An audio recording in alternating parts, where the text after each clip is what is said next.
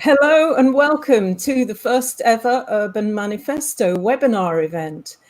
We are delighted to welcome you all here today, this afternoon or this morning, depending on where you're watching in from. Urban Manifesto is a cross-continental meeting of minds between myself, Lucy Bullivant, the founder of urbanista.org, which is my webzine dedicated to livable urbanism, because in my book, there is no other type of urbanism of value, and Prathima Manohar, who is the founder of the Urban Vision platform. I'm in the UK, Prathima is in India.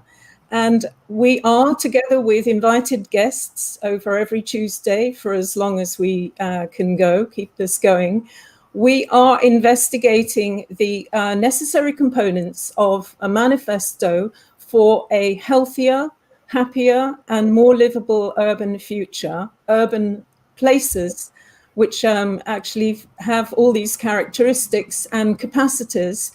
And as we transition through the pandemic emergency into a new era, we want to make sure that our manifesto, which is, after all, it's a political statement, epitomizes the progressive, holistic values that we and our invited guests believe in. We are at a momentous point in history. We're on the cusp. And we thought that in lockdown, we should make best creative use of our time. So over to you, Prathima, to introduce our guests and the theme. Thank you, Lucy. Hello, everyone. Thank you so much for joining us. This is a truly global community across the continents. I'm Prathima Manohar from the Urban Vision.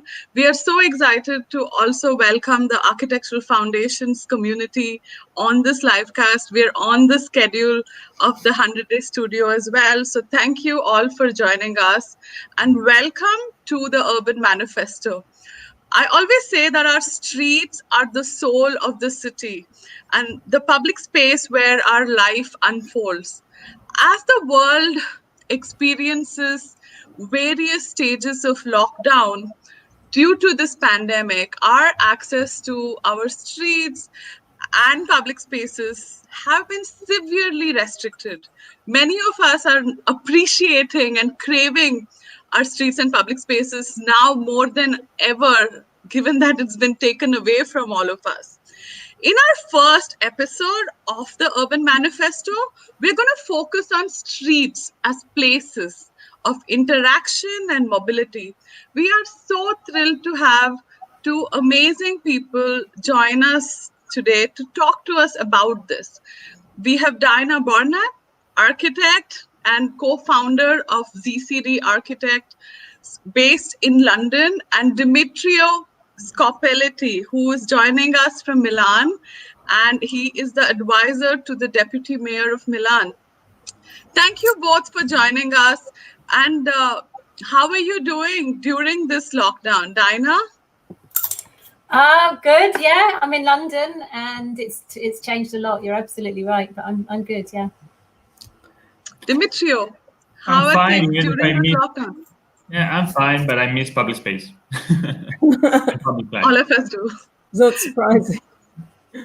You know, the first segment of this episode and this series is the outline of the Urban Manifesto, where we've requested our speakers to share a brief 3-point agenda on making our cities better places. And in this specific episode on how to make our streets better places for interaction, mobility, and better quality of life. So I'm going to invite Dinah to start her 3-point plan for making our streets better places.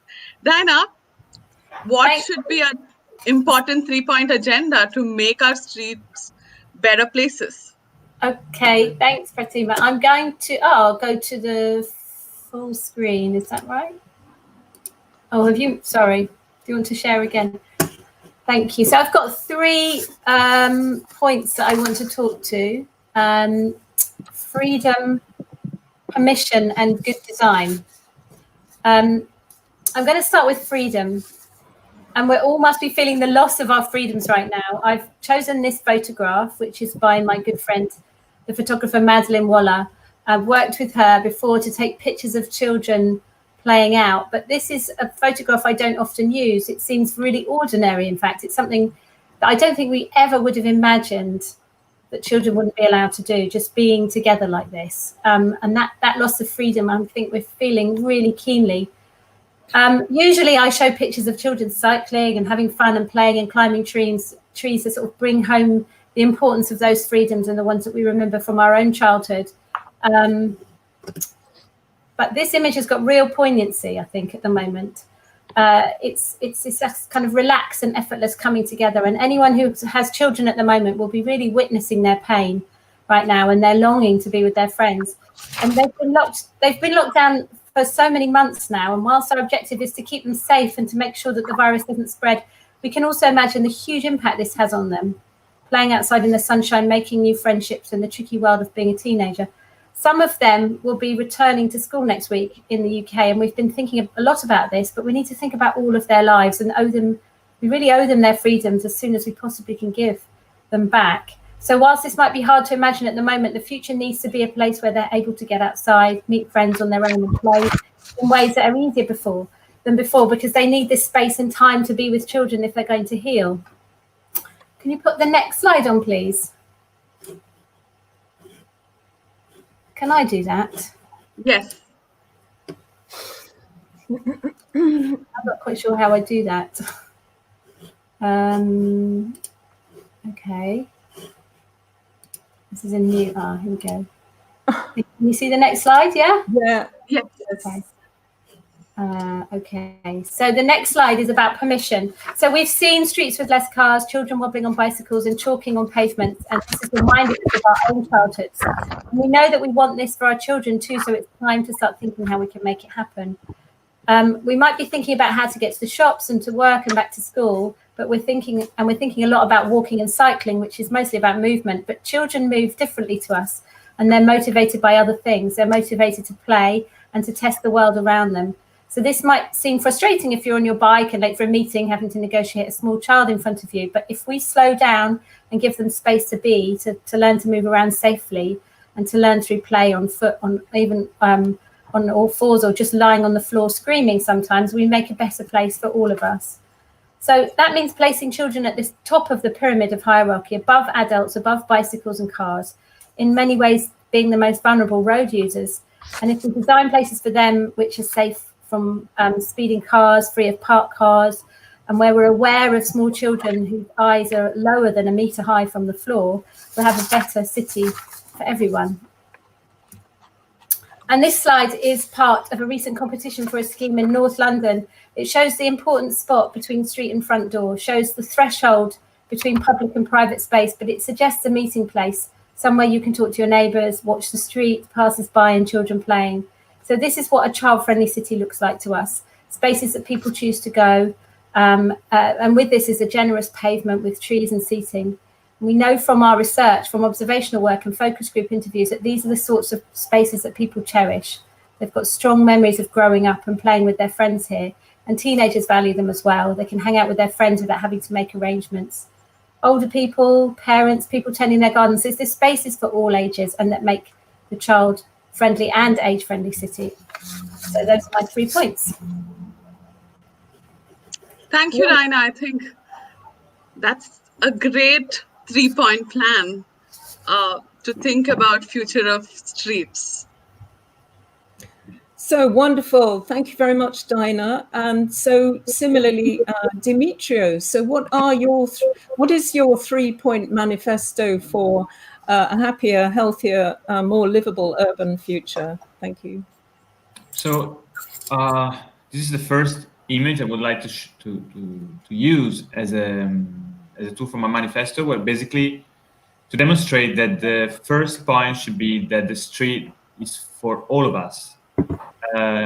When I say all of us, I mean no matter if we are young or old, no matter if we use a bike or a car, no matter if we walk or we have issues to move.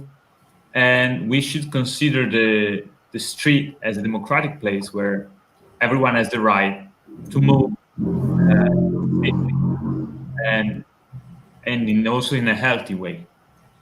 The second image I want to show is about the fact that we still have all, and we should all have the right to play.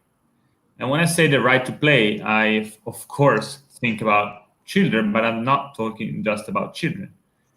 We should all be able to enjoy the public space and the public life, and to learn, to become a community, to learn about citizenship, and staying together in a public space and enjoy our public life. It's what actually we missed during the lockdown period, the opportunity to go out and play, to go out and relax, to go out and meet other people. And the third image and keyword I would like to spend about for the manifesto is about creating sense of community. And I think that our challenge that we are living in this period is about how distancing can limit our ability to meet other people and to create sense of community. By, let's say, we have to reinvent the way we consider events. We have to reinvent the way we consider the use of public space. But we have to reinvent all these things without losing the control and the target about the fact that we would like to generate public spaces where we can meet together, which is a fundamental point.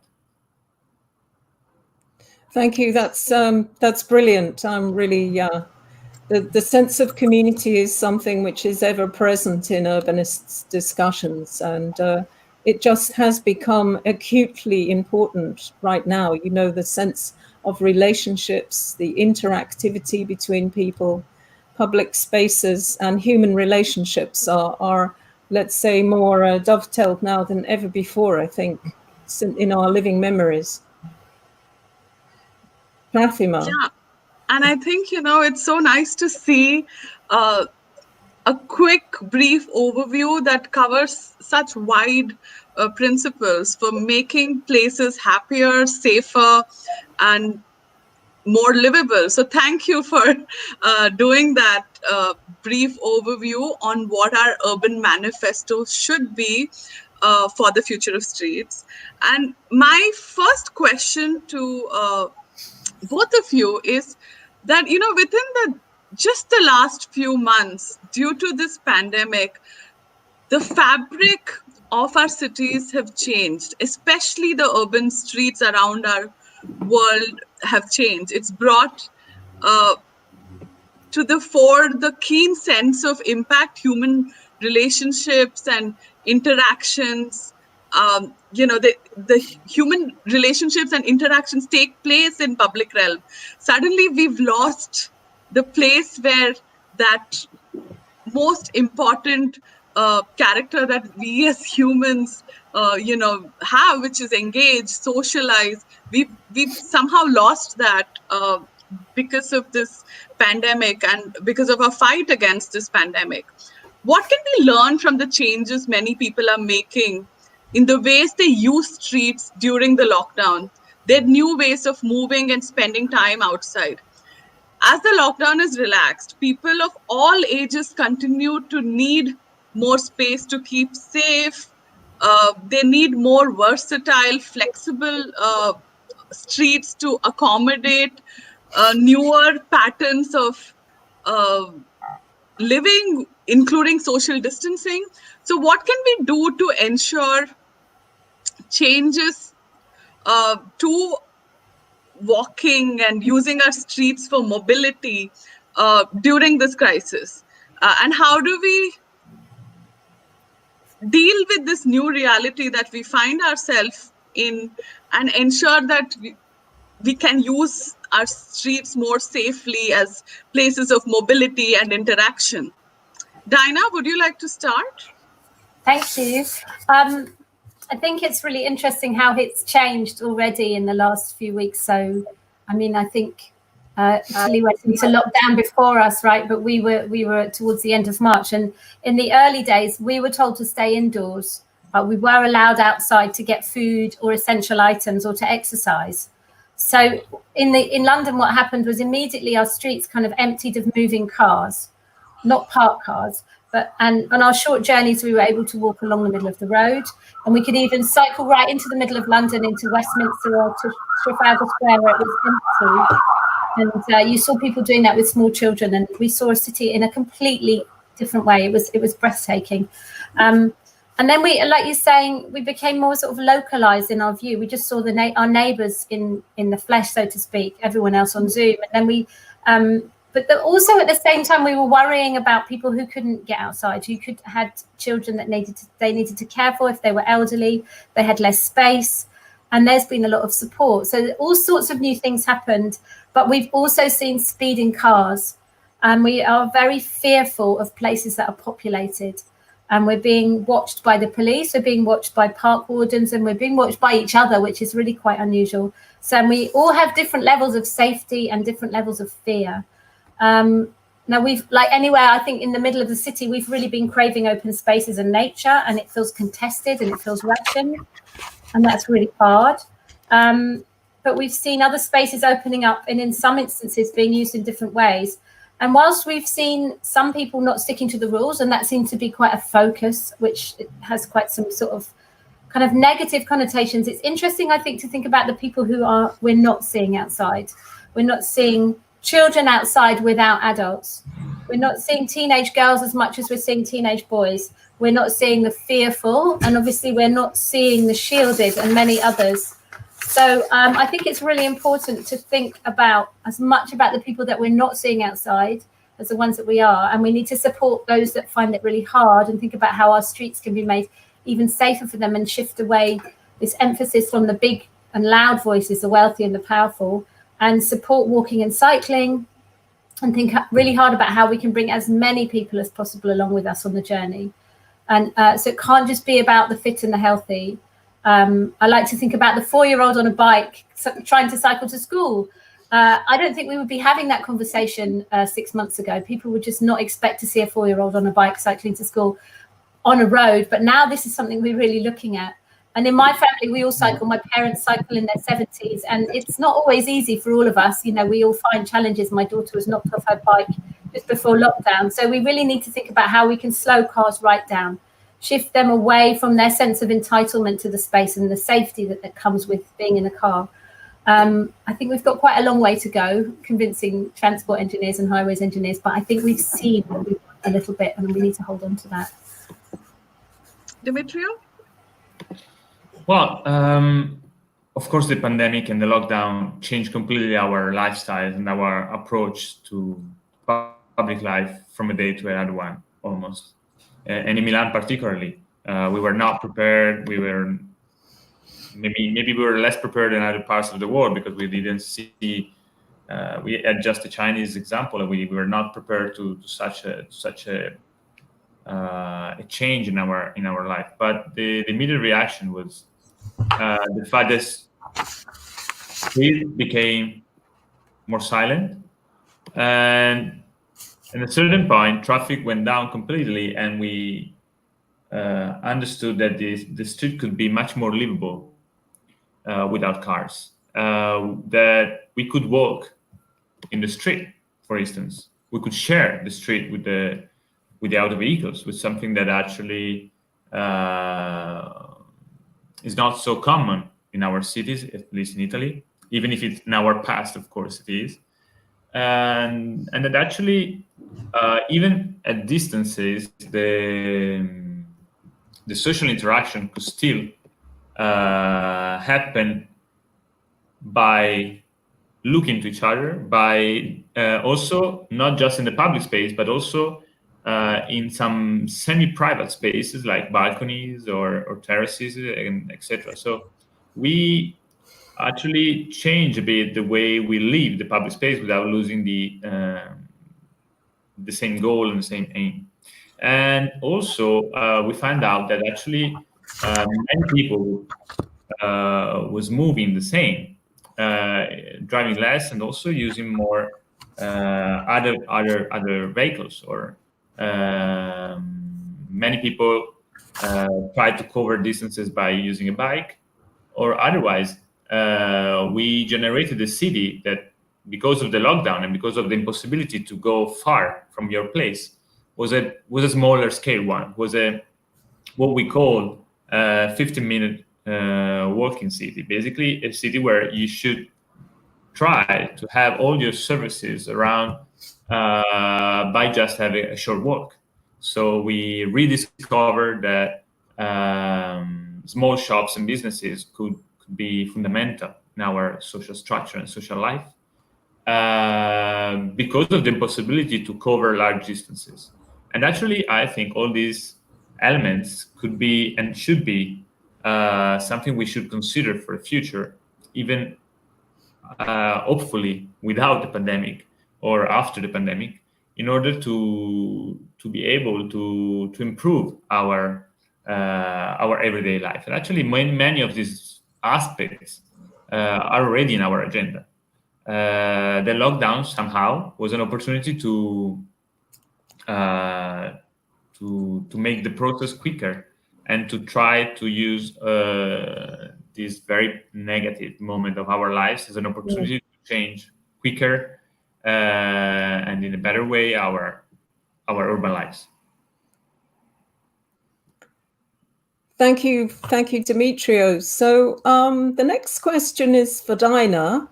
And Dinah, you are a very prominent child-friendly city expert based here in London.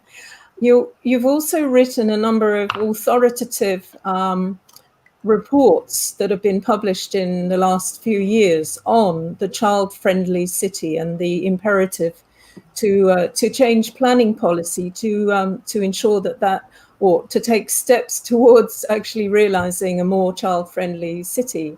Because it is very true to say, and I think Architects Journal was one of those that reviewed one of the reports, and they made the comment that, children are very noticeable by their absence in planning policy.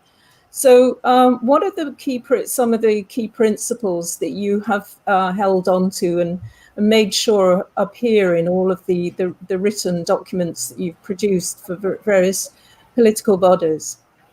Well, thanks, Lucy. I think that what you just mentioned just then is you need to talk about them, because one of the, I'm an architect, I'm not a planner, but I have read through an awful lot of planning documents in the UK, particularly looking at looking for child-friendly policies, and the main problem is that they're not mentioned, and when they're not mentioned, we don't work. It doesn't work for them.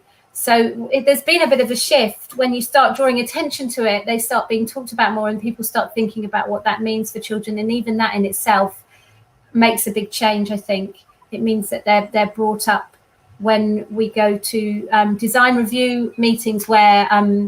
If you don't know, planning authorities bring in architects and urban designers and others to help them review big planning applications that are going through a local authority level. So that kind of advice is really helpful for local authorities to kind of remind them to be thinking about how this might work for children.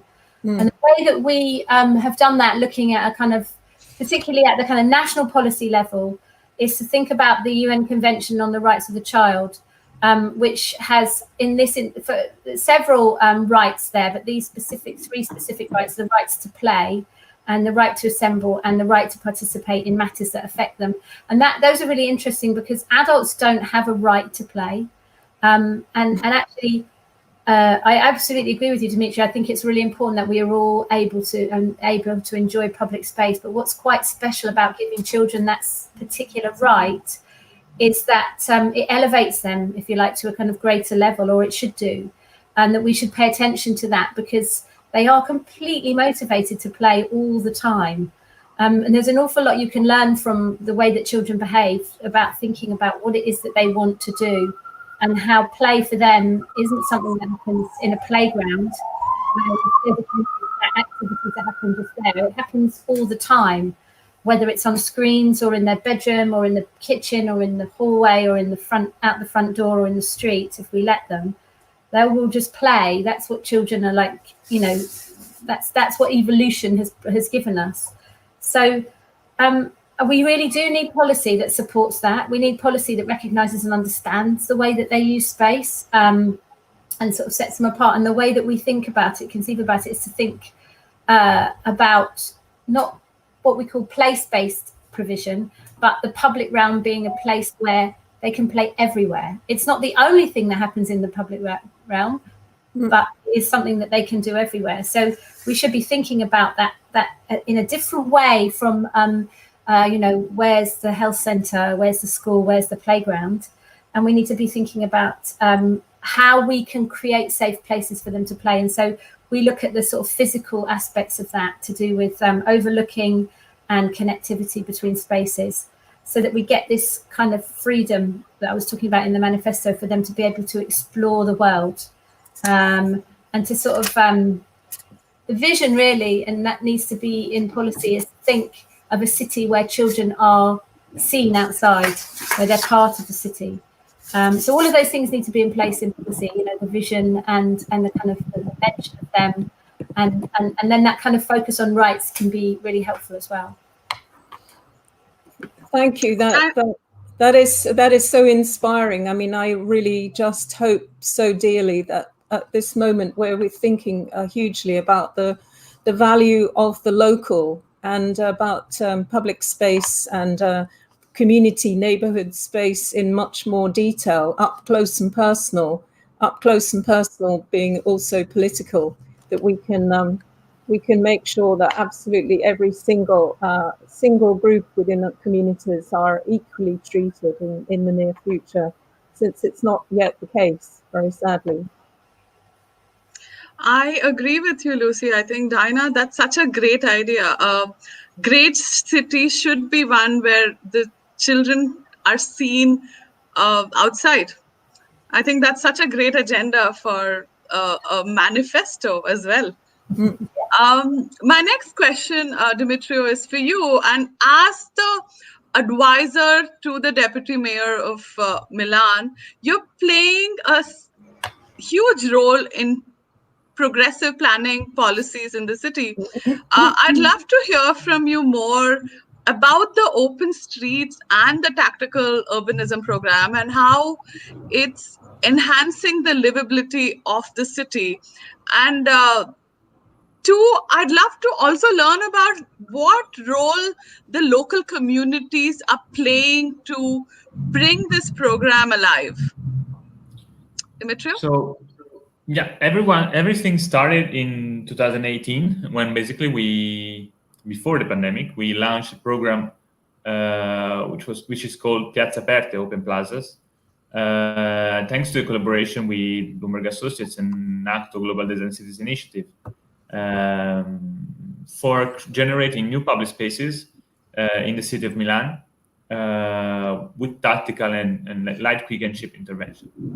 We were already working a lot on the generation of new public spaces and to reclaim of public spaces instead of traffic and cars. But we were realizing, and I was realizing particularly, that we were very slow, because any structural intervention that we were planning was taking, let's say, 1 year of design, then 1 year of review, then maybe another year of detailed design, then maybe another year of approval and bid, etc., etc. So basically, it took 5 years. It takes 5 years with a normal process to generate a new public space. And that generation of public space is also, generally speaking, out of date the day you can realize it. So we had to generate a different approach and different process, and we started this tactical urbanism program to be able to generate public spaces in a month or in a couple of months, and not in years, and with much lower investments, in order to be able to try different and to test different solution and try to make some experiment on the design of public space. And the program was very successful. In 1 year, we delivered more than 10 projects. And what we actually realized is the first designs were top-down, because we were trying to understand if we were able as a city to generate this kind of projects and program.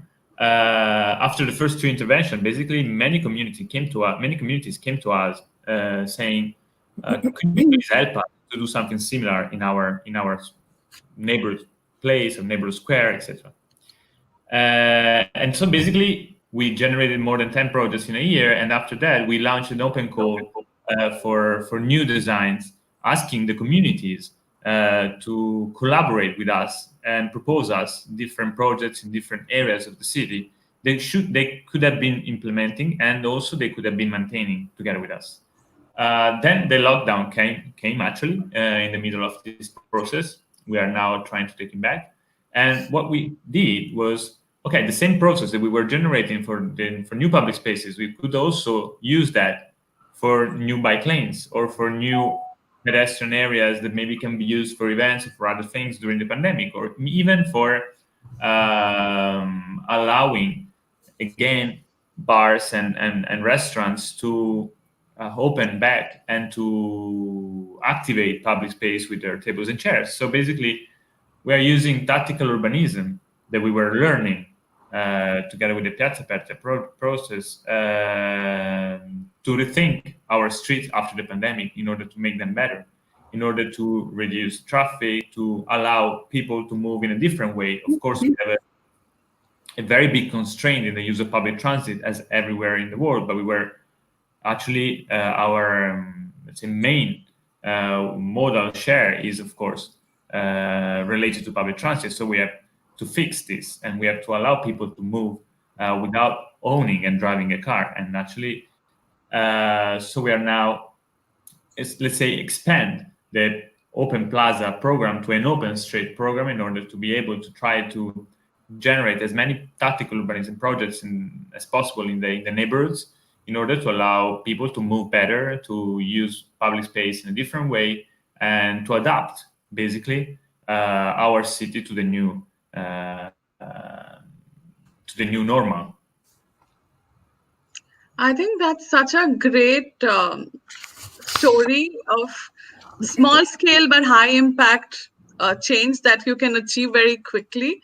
And especially now, we need to see more solutions such as this as we try to reopen our economies and our streets. So thank you for sharing that. And yeah, we'd love to actually get access to details of the program, so it can be a great prototype for other cities that have to quickly repurpose their public realm as we have to cope with this virus for at least another year or two.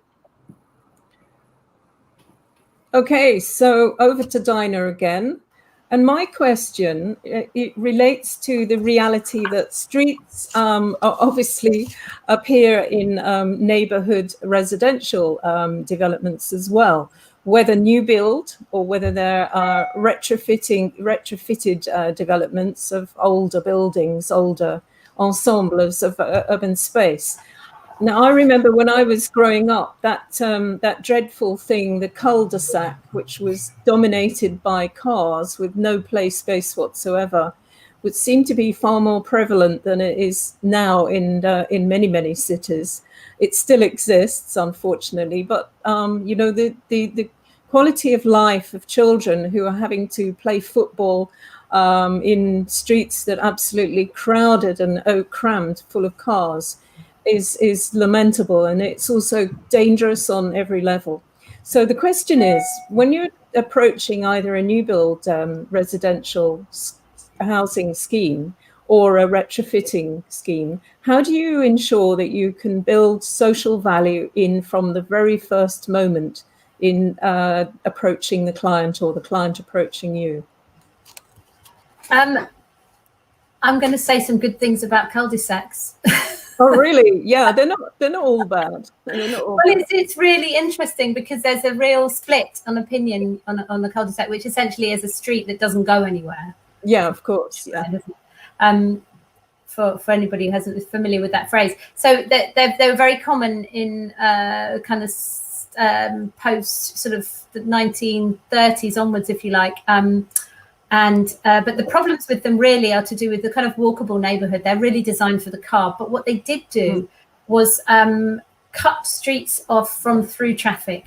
So actually what you tend to see on cul-de-sacs is can often be quite a high levels of play, because you've got some of the factors in place that you need. And I actually grew up on a cul-de-sac of 7 houses when I was very young, and we played out there an awful lot because there were no cars driving through.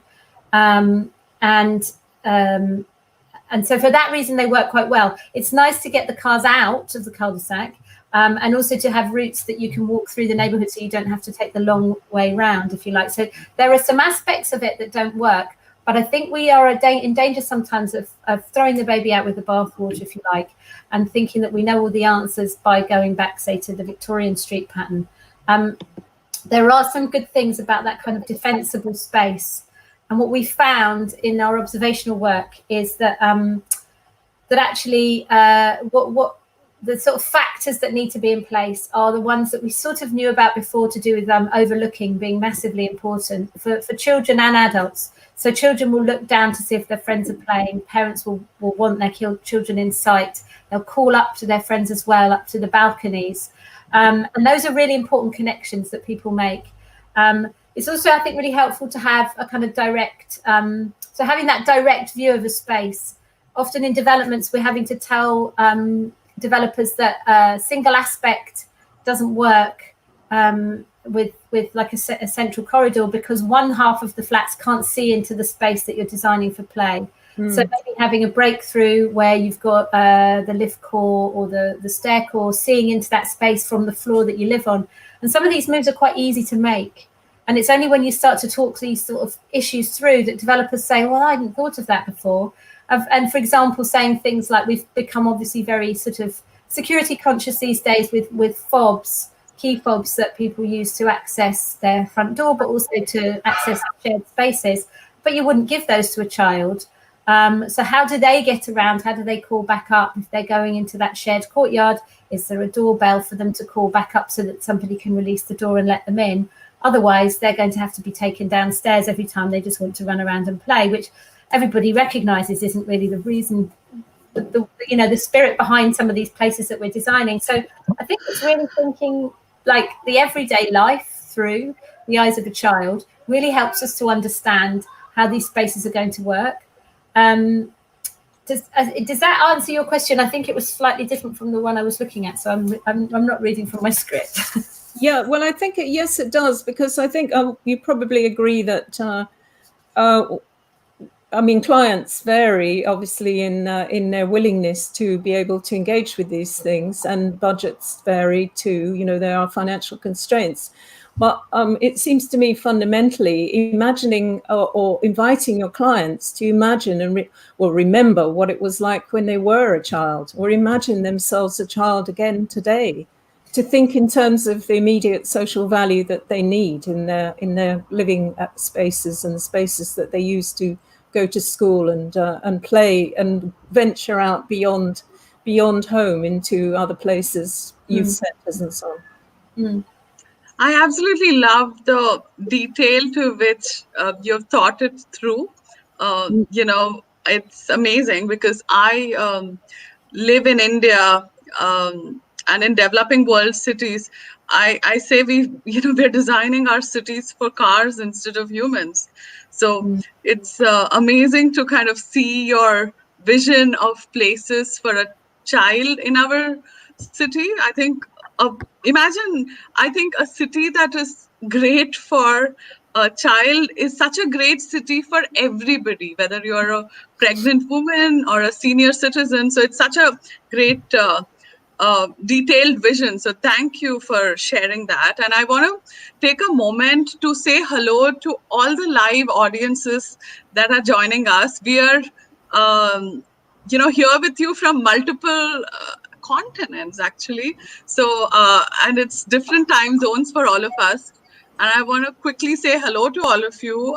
We'd love to learn more about where you're from. So please leave a comment in the video below, and we'd love to hear your questions as well, and hear about how your cities are coping during this moment. And I have just shared the Open Street program detail from Milan. Thank you, Demetrio, for sharing that link. I have posted it for all of you to access the details of the program. But my follow-up question to Demetrio is about the OpenStreet program again. And I am very keen to learn from you with these quick win projects. How is the city evaluating them on a constant basis from the metrics of livability, social inclusion? How are you evaluating if they meet the standards that we all have as placemakers or urbanists? Yeah. Well, basically, let's say that the whole project is based on the collection of metrics and data since the beginning of the design process on different aspects. So the solution that we shape comes from different analysis, including surveys to citizens and to communities, and also to evaluation of their requests. As I mentioned before, we did an open call, and communities responded with 65 proposals based on their needs and expectations. And during the after the implementation, let's say, we, of course, before the implementation, we collect also information through presentation and community workshops around the design solution. And then after the implementation, we basically continue to collect data and in different ways. We do direct observation.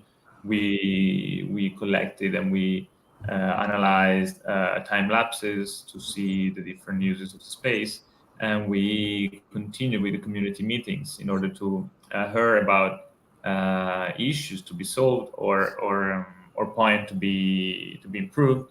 And also we demanded a third-part survey in order to understand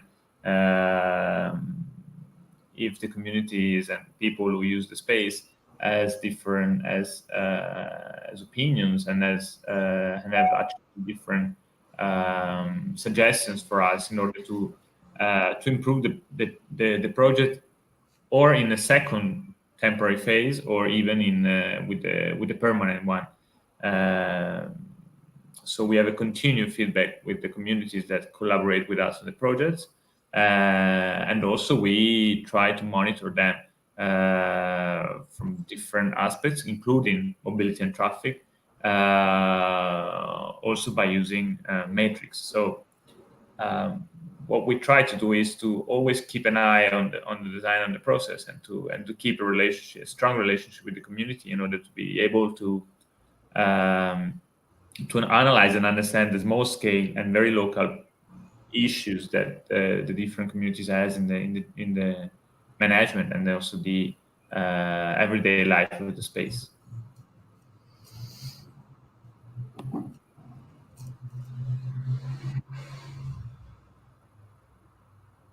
Okay, next question before we, I think, move on. So next two questions, one to each of you before we move on to the audience questions. This is quite both a very simple and a very complex question for Dinah, which is that you're extending the more conventional focal points of architecture and urban design into a much broader kind of multi-generational approach. Have you been able to extrapolate from your research into the child-friendly city some extremely valuable principles and policy points concerning vulnerable members of society just generally? People who are otherwise very, very likely to be seen as either invisible or live, unfortunately, are forced or obliged to live a much more confined way of life.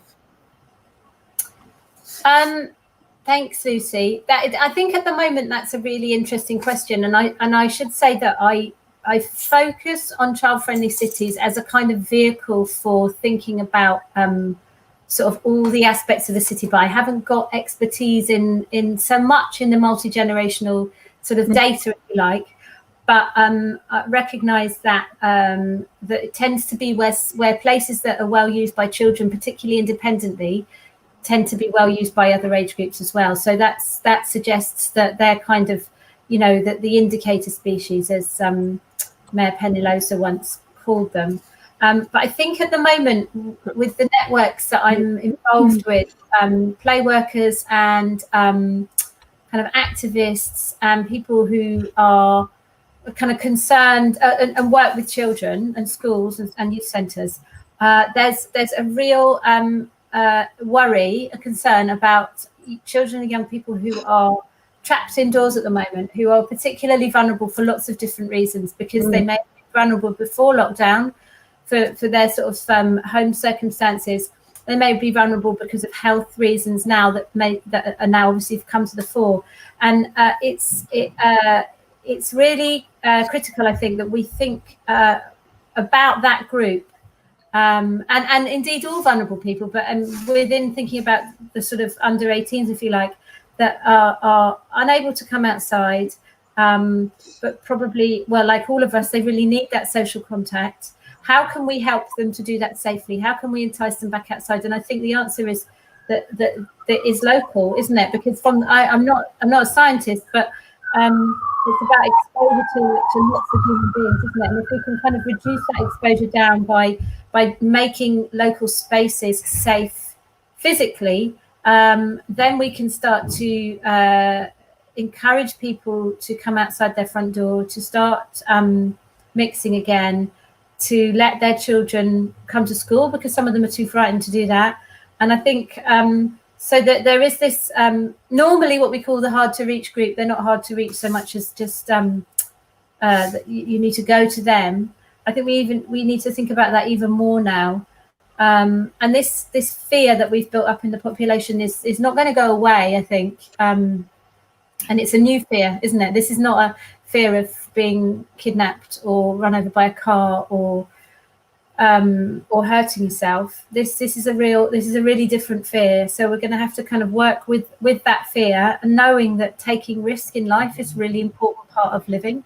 And working working closely with people. But I think one of the problems that we have had in this pandemic has been really no clear guidance on how children are supposed to exist. And so in countries like Spain, where they haven't been allowed outside for 8 weeks, which is really quite shocking, I think, to just thinking about in the UK, where, for example, at the moment, one of the rules that they're allowing is that you can meet with one other person. So that doesn't work when a child is involved, because you'll already have an adult with that child. So really not thinking about how people are desperate for that support, for that social support, for that, for being able to see people, and they're still being told whether or not they obey by the rules to stay indoors. So I think in our sphere, we have a real focus at the moment about how we can think our way through, and play is this kind of really healing way of doing that. But we need to work out how to do that safely on the streets, I think. Demetrio? Well, of course, we are trying to take a multi-generational approach and to try to design space that can be used by all different kinds of citizens. It's something that is key in our approach, and we're trying to do it by studying the urban and observing the urban life in Milan, and to also use tools that can be used by different groups in order to generate diversity. For instance, what we learned as a great street furniture element that was incredible to activate the space and to generate intergenerational and very diverse gatherings in the spaces is the use of ping pong tables, which is something that actually we were very surprised to see how effective they could be in order to make children playing with fathers and even with grandfathers, having elderly commenting and seeing and watching the games, and having also other children playing and seeing and watching, etc. And actually, it's even good with social distancing and physical distancing, because it's not affected. And actually was an incredible activator of the spaces. And we discovered, for instance, that some of the foreign communities in the city were also great players. And we changed completely the idea that, for instance, in some deprived spaces where we implemented new public spaces, we discovered that many of the foreign communities were actually that were already using the space and maybe were somehow looked as different and then not having great patterns of use, and actually they were just playing every day, and changed completely also the idea that other people had of them. And also with the Open Streets program, where we opened the new bike lanes, the tactical bike lanes that we are realizing in Corso Venezia and Corso Buenos Aires, which is one of the main axes in the city of Milan, we immediately found out that mothers and children and families were popping up on the bike lanes, and not just on Saturday and Sundays, but that particularly women are using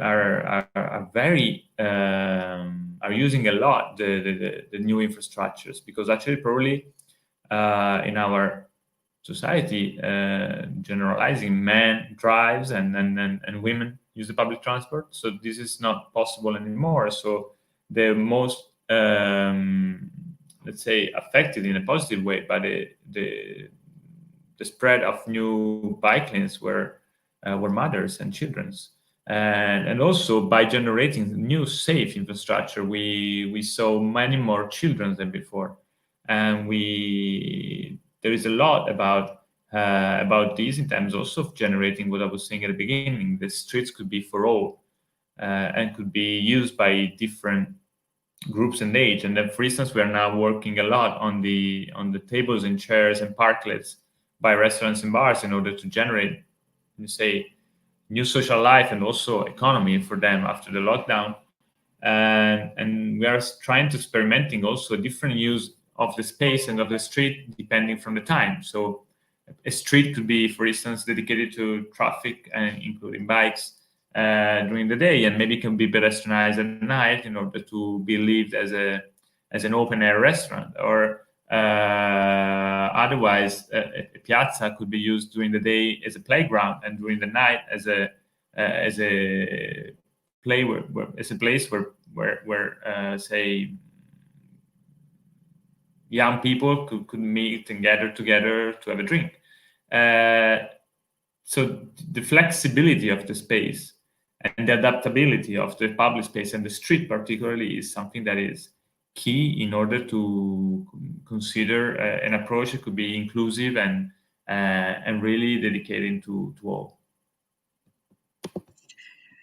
We have a couple of audience questions at this point in time. We actually got it from YouTube, so it's not showing up for all of you to see.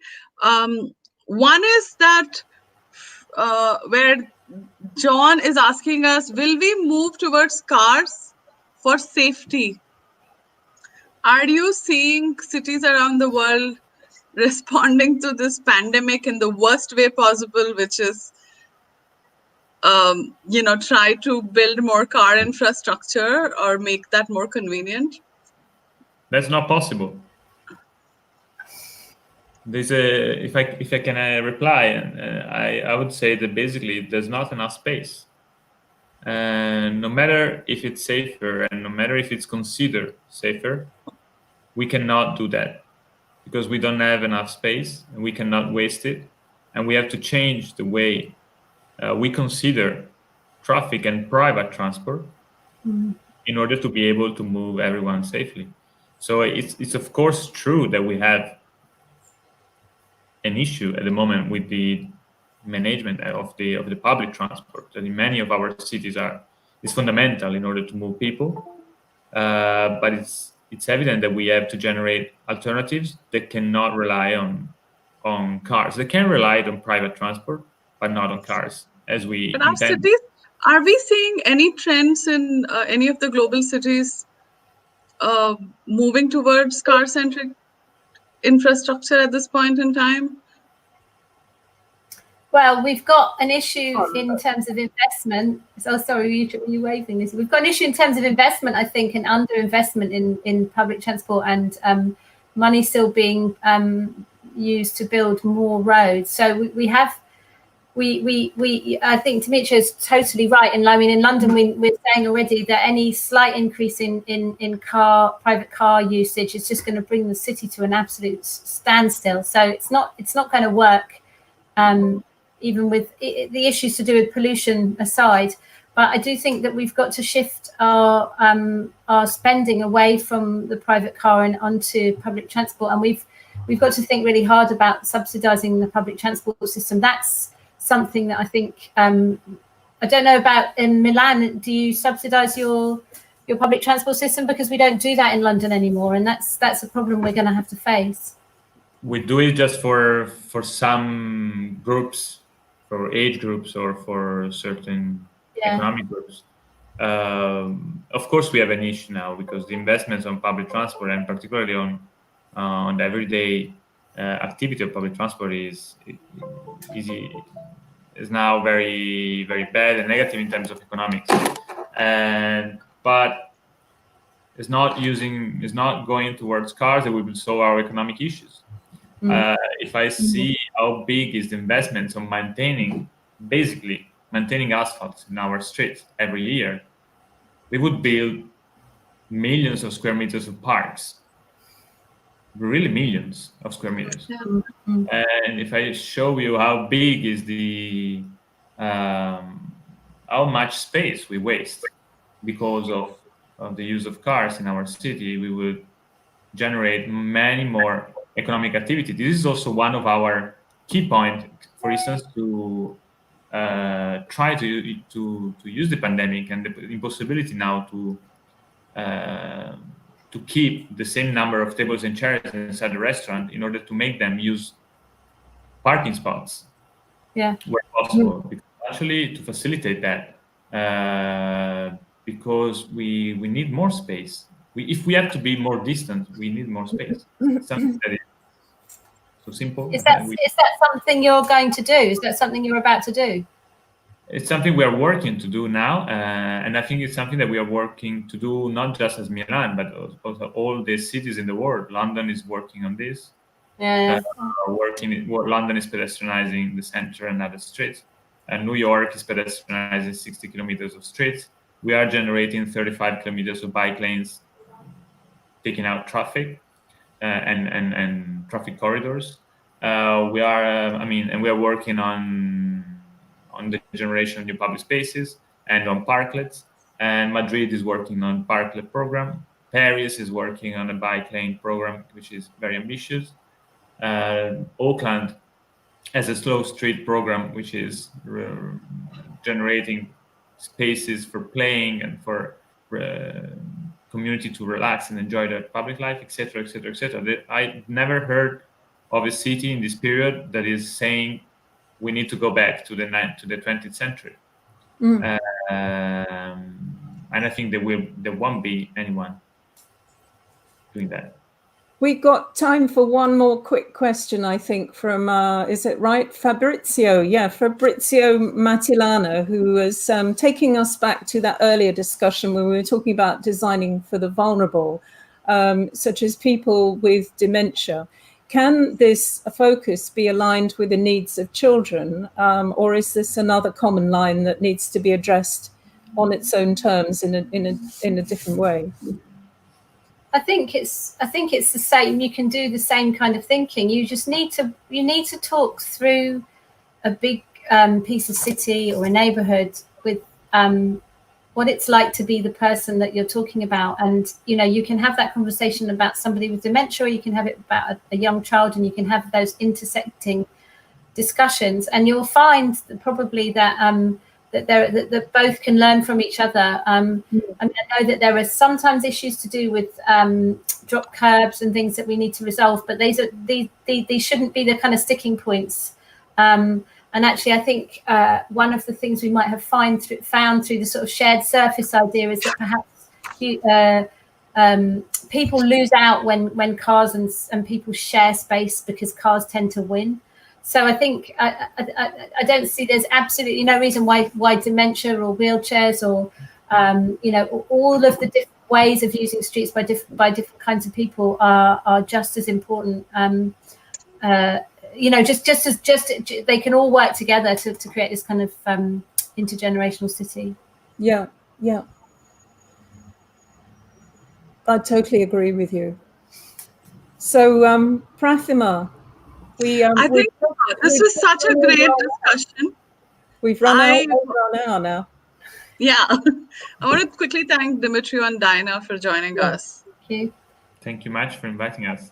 Thank you very much. It was hugely full of meaningful ideas and thoughts, and it completely spoke to our desire to focus on the political, not only the technical, you know, in the personal, in the political as well, which I think sometimes very often gets left out of the dialogues on shiny new urban futures. It really is an immense pleasure to have this discussion with you. So, and thank you everybody for tuning in today. We hope very much that you'll maintain your curiosity and come back to us next Tuesday. Next Tuesday, our Urban Manifesto will be on the subjects of streets, another slightly different perspective, but nonetheless interrelated. Streets as places of commerce and culture. And we're going to have Indian architect Rohit Shinkre from Mumbai, and professor at the University of Mumbai, and Adam Walker, based in the UK, who's an entrepreneur and an expert in high streets and reinventing the high streets and town centres. So remember that the time is very important. It's 4:30. We're a totally global platform, so it's 4:30 BST, 5:30 CEST, 9 o'clock. Yes, Prathima, 9 o'clock. 9 p.m. India time. Yeah, 21 hours at India. 11 a.m. New York time. Yeah, 11 a.m. New York time. Otherwise, check your local time zone to make sure you come at the right time, and then you can have the opportunity to ask our speakers some questions. So thank you very much, everybody, and look forward to seeing you again.